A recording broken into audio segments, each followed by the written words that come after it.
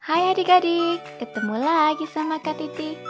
Kali ini kakak akan melanjutkan membahas soal pada buku Senang Belajar Matematika kelas 6 SD pada halaman 56.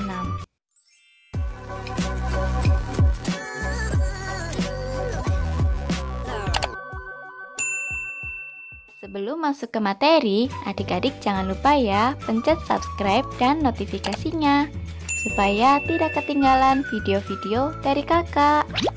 Nah, sekarang kita lanjutkan ke soal nomor 8. Suhu di daerah Khatulistiwa 20 derajat Celcius, sedangkan suhu di kutub utara 12 derajat Celcius di bawah 0. Berapa perbedaan suhu di kedua tempat tersebut?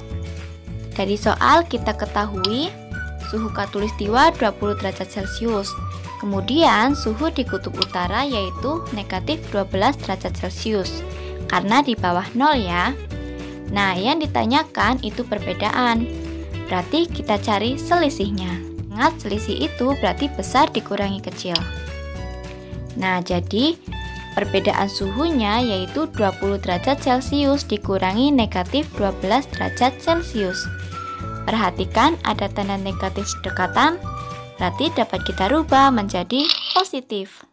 Nah, berarti jika kita tuliskan lagi soalnya menjadi 20 derajat Celcius ditambah 12 derajat Celcius.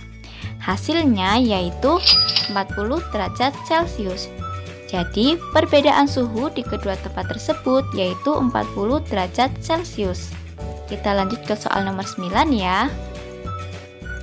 Puncak Gunung Merbabu terletak di ketinggian 250 meter. Dangkalan Pahalun letaknya 525 meter di bawah puncak Gunung Merbabu. Berapakah ketinggian dangkalan Pahalun?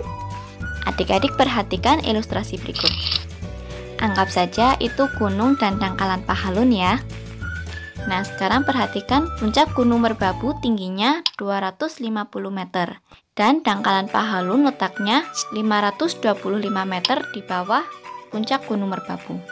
Karena di bawah puncak berarti kita tuliskan menjadi negatif.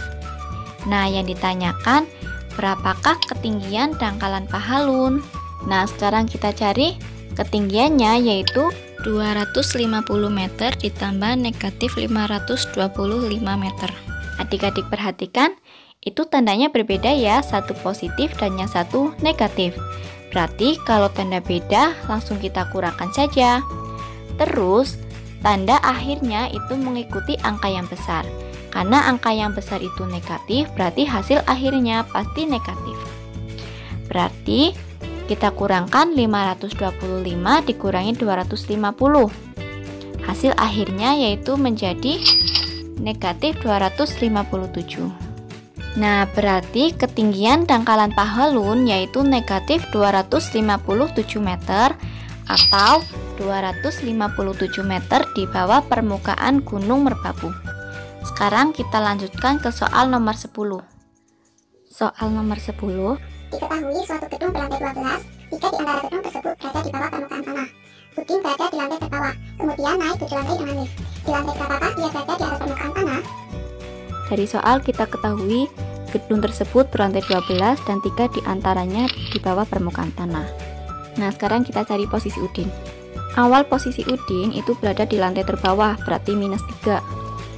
Kemudian dia naik 7 lantai ke atas, berarti ditambah 7. Nah, sekarang kita hitung. Negatif 3 ditambah 7. Berarti hasilnya yaitu positif 4. Nah, berarti posisi Udin sekarang itu berada di 4 lantai di atas permukaan tanah. Nah, sekarang kita lanjutkan ke soal nomor 11. Nomor 11, pada perlombaan papan panahan aturannya sebagai berikut. Jika panah mengenai bidang hitam mendapat skor 5, mengenai bidang kuning mendapat skor 2, mengenai bidang merah mendapat skor negatif 1, dan mengenai bidang biru mendapat skor negatif 3. Benny membidik 10 kali dengan hasil sebagai berikut. 3 panah mengenai bidang hitam, 2 panah mengenai bidang kuning, 2 panah mengenai bidang merah, dan sisanya mengenai bidang biru. Berapakah skor yang diperoleh Benny? Benny membidik sebanyak 10 kali. Nah, berarti skor Benny dapat kita hitung. Benny menembak 3 panah pada bidang hitam, kemudian 2 panah pada bidang kuning, 2 panah bidang merah, dan sisanya bidang biru. Sisanya itu berarti 10 bidikan dikurangi 3 hitam, 2 kuning, dan 2 merah. berarti sisa yang mengenai bidang biru yaitu 3. Nah, sekarang kita hitung perolehan skornya. 3 hitam berarti 3 dikali 5 karena skor pada bidang hitam yaitu 5. Kemudian ditambah 2 kali 2 dan ditambah 2 kali negatif 1 dan terakhir ditambah 3 kali negatif 3. Pertama dulu, 3 kali 5 hasilnya 15. Kemudian ditambah 4 dikurangi negatif 2 karena 2 kali negatif 1 hasilnya negatif. Kemudian ditambah 3 kali negatif 3 hasilnya yaitu negatif 9.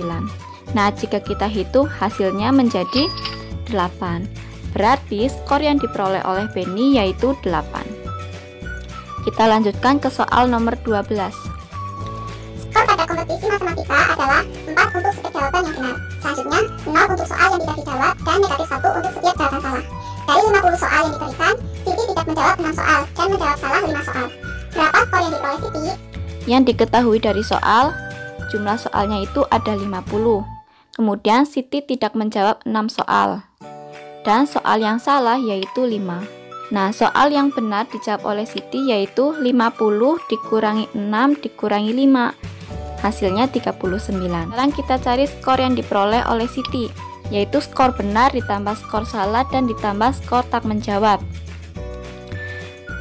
Dari soal kita ketahui jika menjawab benar nilainya 4, berarti 39 kali 4 ditambah untuk jawaban salah yaitu skornya negatif 1, berarti 5 kali negatif 1 dan ditambah skor tak menjawab yaitu 0, 6 dikali 0.